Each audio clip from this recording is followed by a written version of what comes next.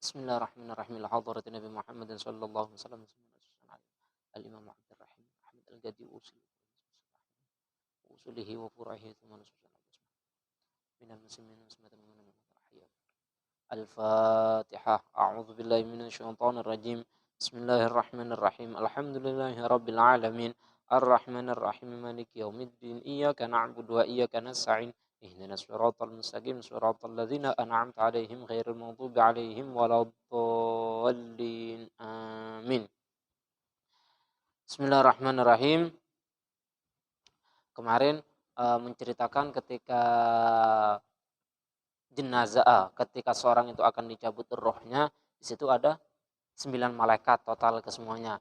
Yang mana ketika sudah di kerongkongan di sini, roh sudah di sini, maka malaikat maut memanggil salah satu malaikat rahmat ataupun malaikat azab.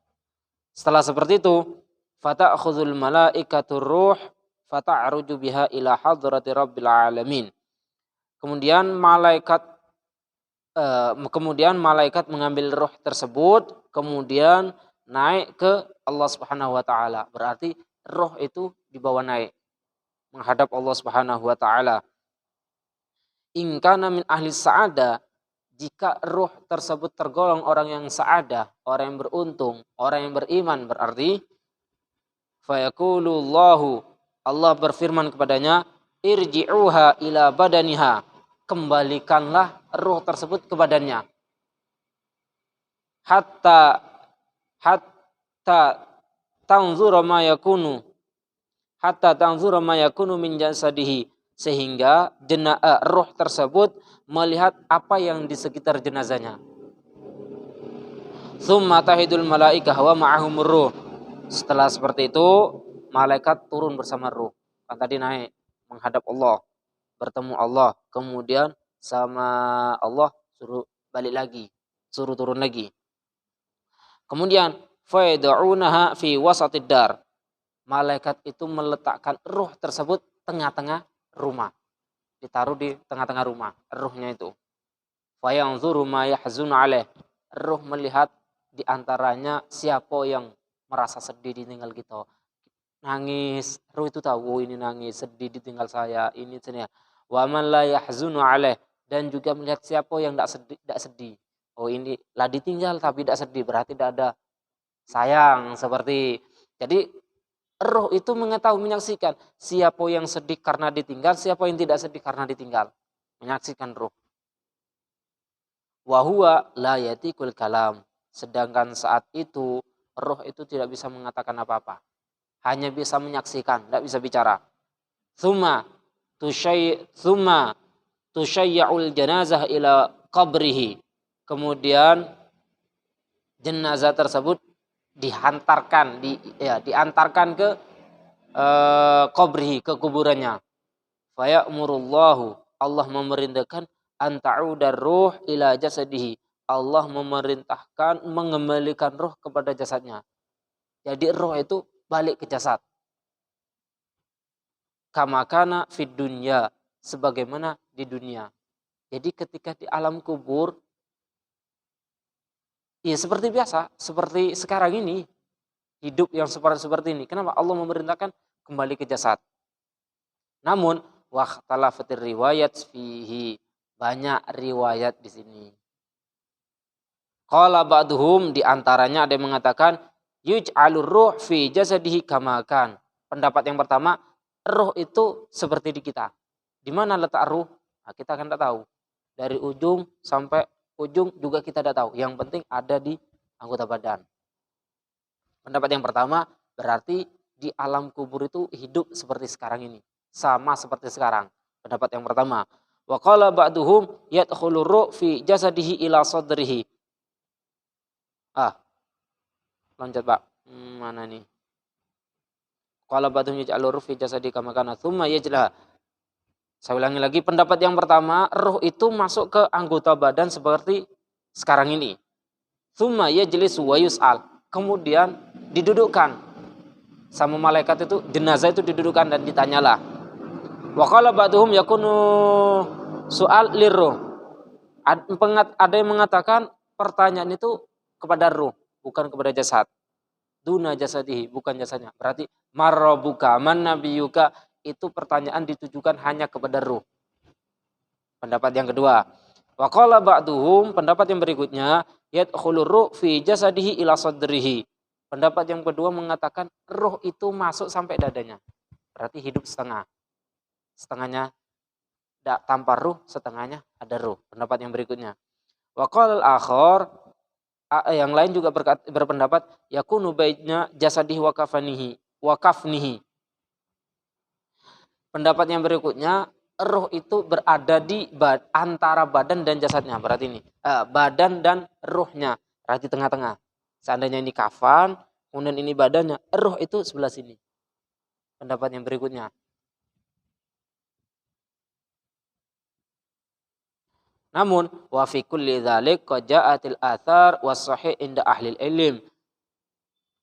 Telah datang athar atau telah datang hadis yang sahih menurut ahli ilmu ayyukiral abdu bi azabil qabri. Dari beberapa pendapat tersebut, satu yang diyakini yaitu azab kubur itu ada. Kita terlepas ruh itu di mana, yang penting kita harus yakin. Kan ruh itu di setengah badan. Sudah, kita tidak usah hiraukan perbedaan ulama tersebut, tidak usah. Tapi kita yakini azab itu ada. Wala yashlu bi kaifiyatihi. Tidak usah diperdebatkan bagaimana ruh itu, keadaannya ruh itu tidak usah. Yang penting kita yakin ruh itu siksa kubur itu ada. Kenapa? Kok kita harus yakini seperti itu? Biar kita mau beramal, mau berbuat apapun, ingat sebab akibatnya. Kemudian, selesai sampai situ. Berarti ketika seorang mukmin itu seorang yang sa'adah, orang yang beruntung itu wafat, maka diangkatlah ruh tersebut. Sama Allah suruh balik lagi. Ketika balik tidak bisa ngomong sekata apapun, tapi ruh tersebut melihat yang sedih, yang senang, yang biasa, ruh itu menyaksikan semua, tapi tidak bisa ngomong. Kemudian qala al-faqih rahimahullahu, orang yang faqih mengatakan man arada ayyan ju'a min azabil qabr fa alaihi ayyulazimha arba'ata asya'. Barang siapa yang ingin selamat dari siksa kubur, dari azab kubur, maka dia harus melazimi 4 perkara. Wa yajsaniba arba'at asya', dan menghindar dari 4 perkara. Kalau kita ingin selamat dari azab kubur, kita harus mengerjakan 4 perkara, mengistiqomahkan mengamalkan 4 perkara dan menghindari 4 perkara.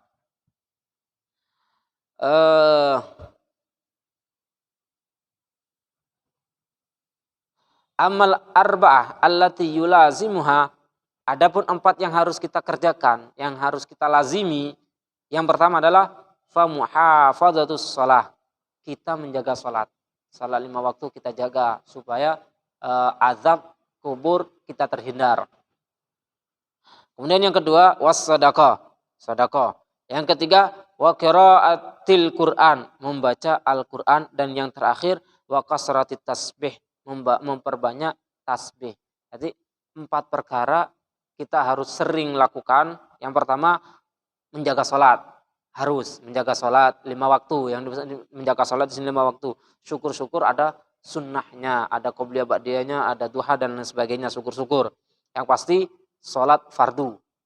Kemudian sedekah, kemudian membaca Al-Qur'an, kemudian tasbih.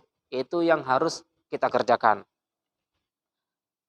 Fa inna hadzil asya', karena perkara-perkara tersebut tudiul qabra wa tuwassi'uhu, menerangi kubur dan memperluas kubur. Kalau kuburan kita pengen luas, pengen terang, maka dengan sholat dan lain sebagainya. Kemarin kalau seandainya ya hadis tuh yang kemarin Pak, saya ini rumah kegelapan, maka terangilah dengan apa? Masih ingat Pak?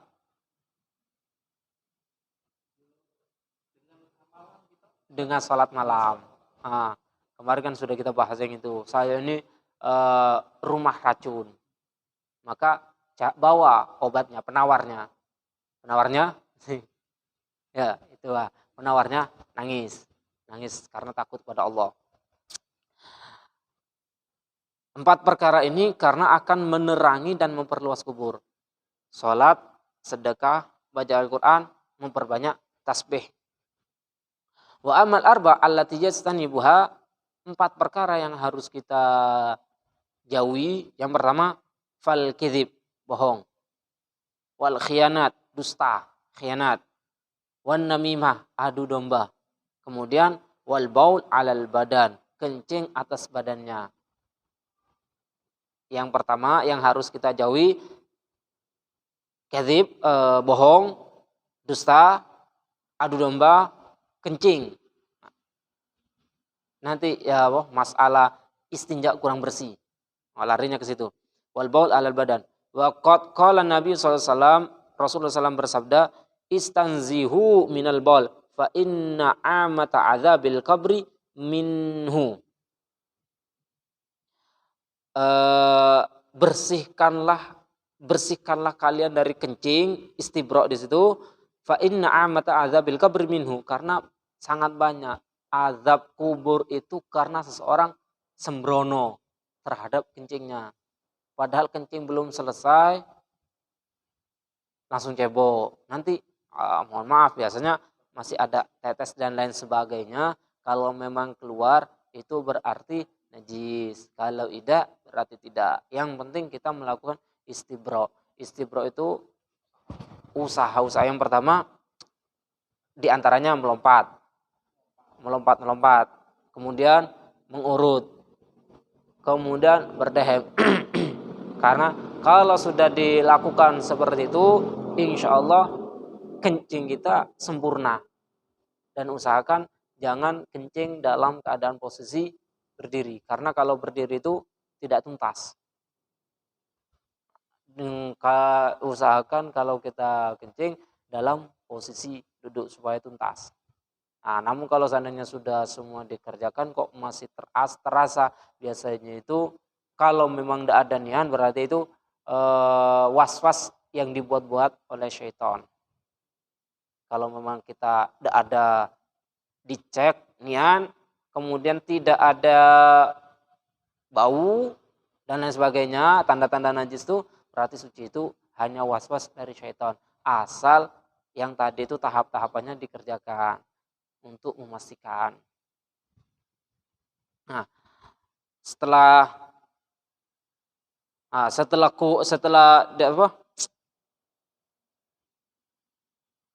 ruh itu ditaruh lagi di liang lahat, berarti jenazahnya sudah di liang lahat.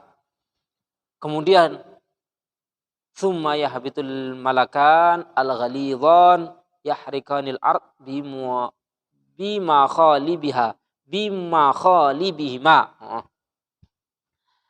Ketika jenazah itu sudah diletakkan di liang lahat, maka akan datang 2 malaikat. Malaikat yang ghalidhan, kasar, yahrikon,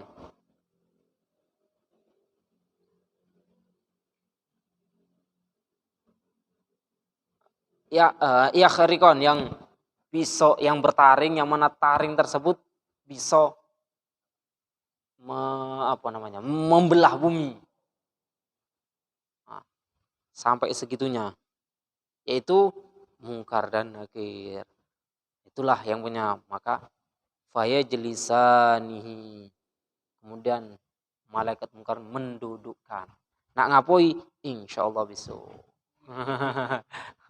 Cukup, wallahu a'lamu bissawab.